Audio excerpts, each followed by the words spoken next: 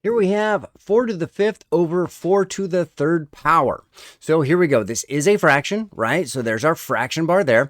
Now for the numerator, the top number, it says we have 5 fours being multiplied. So here we go. There's 1, 2, 3, 4, and 5 fours being multiplied. Now let's look at the denominator. We have 3 fours being multiplied in the denominator. So there's 1, 2, 3 fours being multiplied.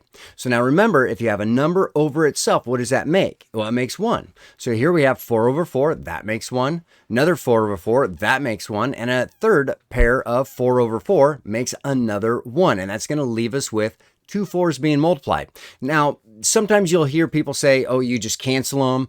Another math phrase is you can cancel common factors or remove common factors. The common factors is really key in this, and not just saying cancel, because cancel in math is pretty ambiguous. There's a lot of things you just cancel.